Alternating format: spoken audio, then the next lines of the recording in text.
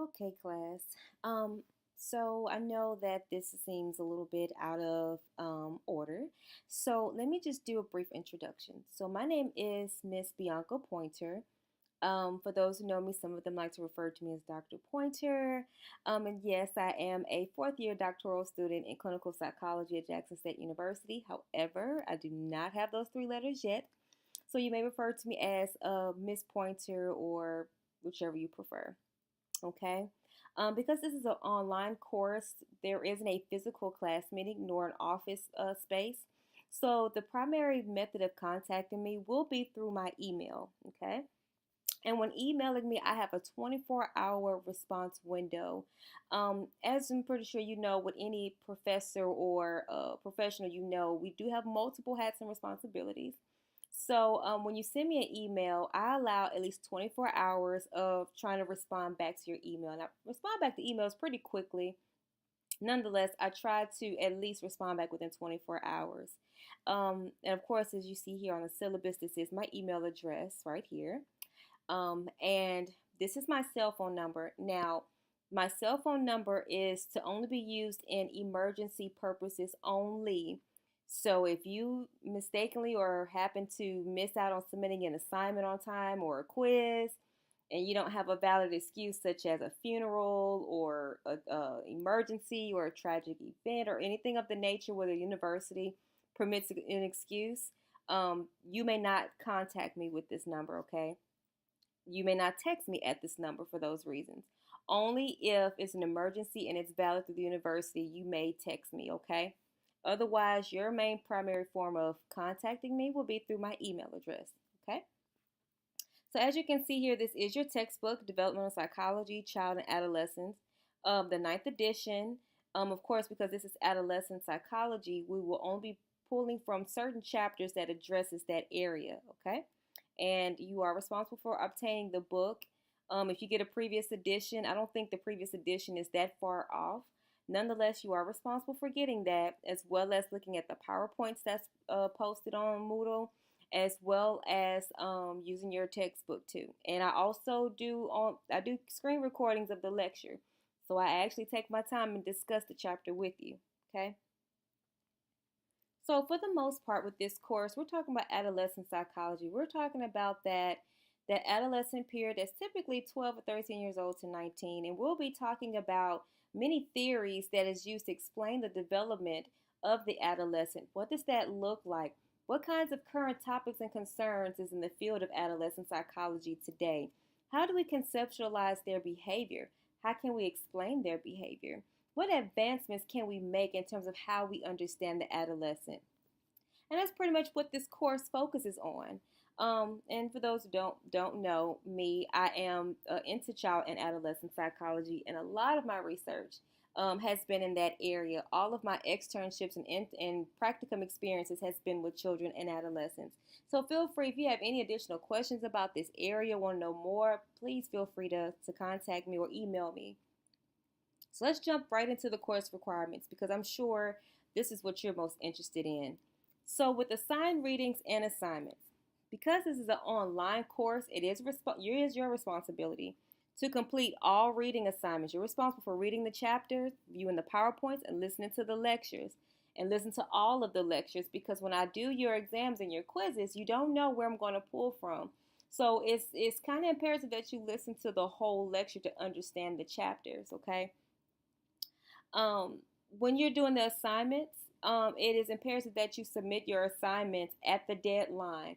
As I stated earlier, if you do not have an approved reason for not have submitted the assignment by the time, then I will not make any extensions for that, okay? And I'll try to be fair in terms of when they're due, all right? Um, if you have an approved excuse, then I have no problems going back and reopening up an assignment for you. Of course, you can refer to your undergraduate handbook, which you must abide by.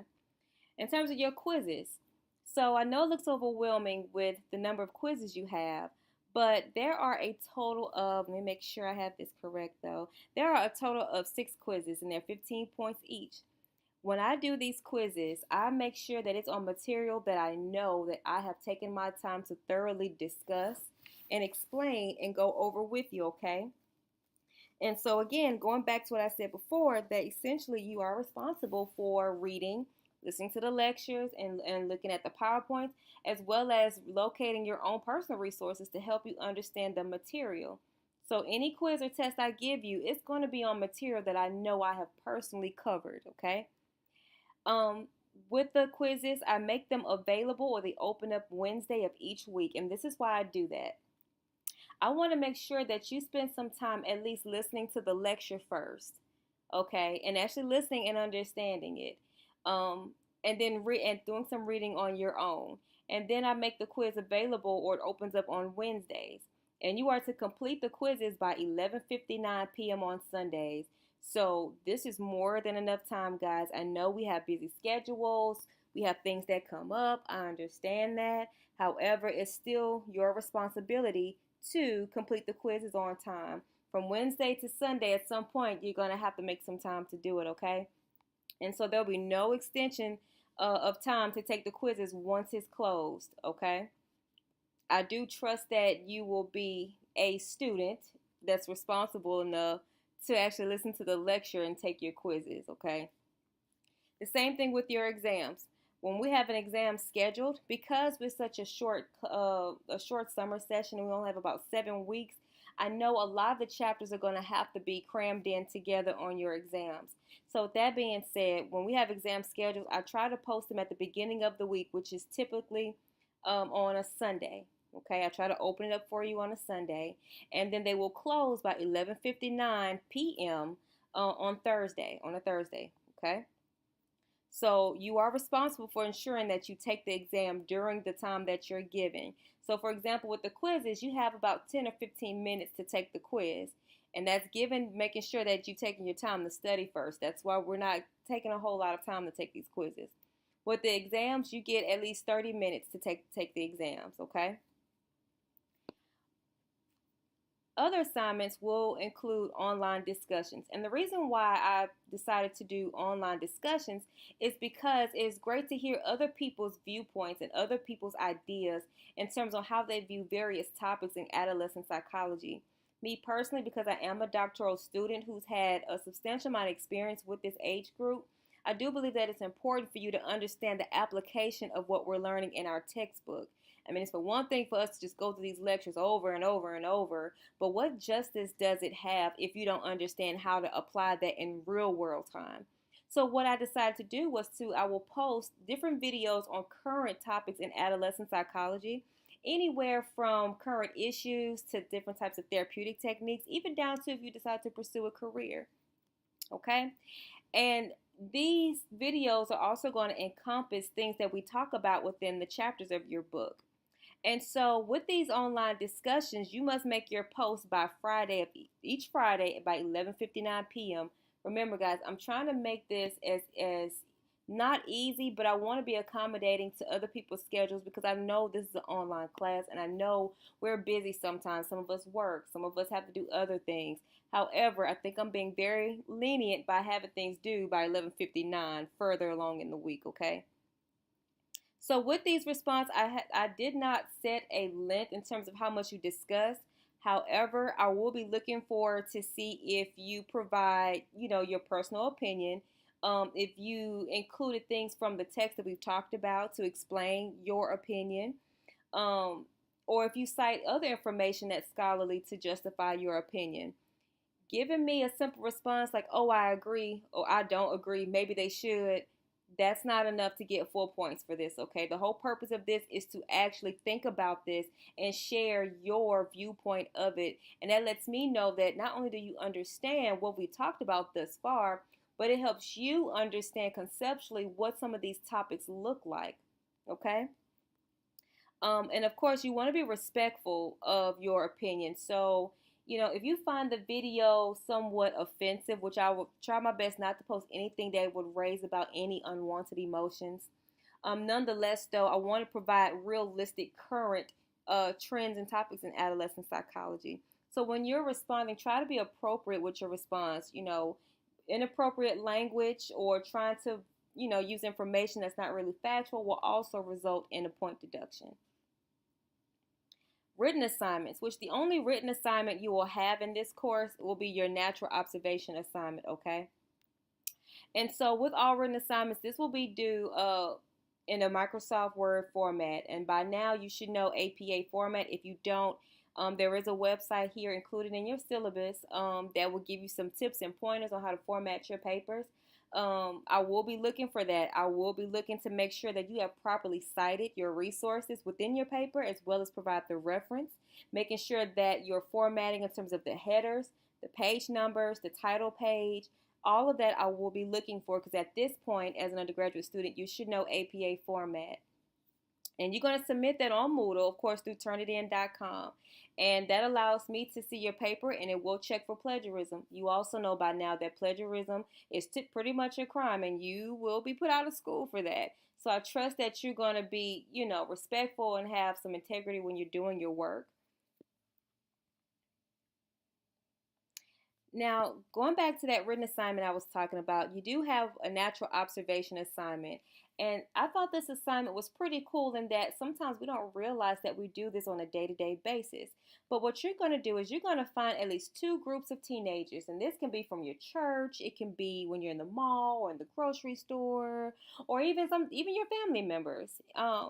And you're just going to do just that. You're going to observe them. You're going to observe how they interact with each other. If they're doing a lot of laughter or hand gestures, or kind of notice their facial expressions when they're talking about certain things.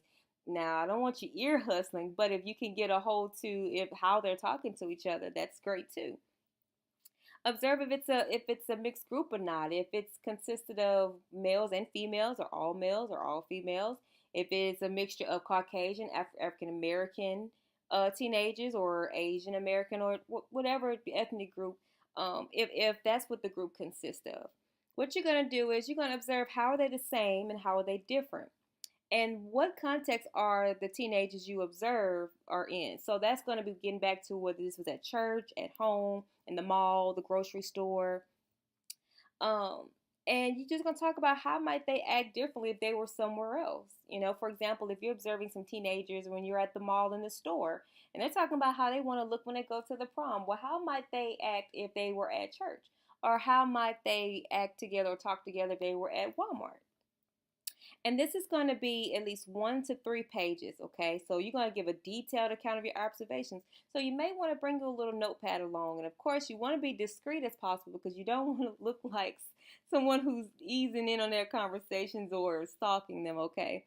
But this is pretty safe to do, okay? By no means do I want you to put yourselves in an unsafe environment trying to do this, such as if you're a part of someone's religious practice or procedure. I definitely don't want you picking at the time to try to do this assignment, okay? Because I don't want you to impose. I don't want you to call yourselves one to go in some of the roughest parts of Jackson, Mississippi, trying to see what it looks. I don't want you to put yourself in those kinds of situations, okay? And you want to also incorporate things that we've talked about within the chapter, which we will. We're going to talk a lot about cognitive development, moral development, family interactions, puberty, all those different types of issues. And I want you to incorporate what you've gained and learned so far in terms of explaining your observations. Okay? And you're more than welcome to use any of the outside references. Of course, they have to be scholarly now. Wikipedia doesn't count. That's not a scholarly website, okay? So you can use that as well. It's not a requirement, but it'll be great if you could. Even if you use your textbook, you must cite information from your textbook too, okay? And there's that link I was telling you about in terms of if you need some help trying to get some APA formatting advice, there's that link. Of course, you know about it if you need to receive any disability services and all of that. And here is the schedule, okay? Now, let me just state that because this is the summertime and it's only 7 weeks, I will do my best to adhere to this syllabus to the best of my ability. However, I do hold the right to make any changes if it's deemed necessary to this syllabus. If we have to alter a date for things being due and things of that nature. I know because of me uploading everything so late, your online discussion, I won't have one for this week because it is kind of late in the game for me to try to add that. But the following weeks to come, everything will pretty much be on schedule, okay? And this is just the breakdown of all of your points. It's the maximum amount of points for here. You have two exams, the first one and a final. You have your natural observation assignment, that's worth 30 points. Online discussions, you have about four, which those are 20 points each. And you do have six quizzes, which is about 15 points each, giving you a grand total of 400 points, okay? And here is also the grading scale. I won't be doing a lot of bonus points um, for this course. However, if I see where there's a great opportunity to provide some extra points, then I don't mind doing that for you guys. And here's the schedule. And as you can see here that we only are covering certain sections of chapters. Because your book is a developmental psychology book, it covers the whole lifespan. But because this is adolescent psychology, we will only be pulling from chapters that will encompass majority of what we're talking about, okay? And for the most part, this is your syllabus and this is the course. I wish you guys all the best of luck. Again, you can feel free to email me at this email address here for any concerns, or if you want to message me on Moodle, that's fine as well. You guys have a great day.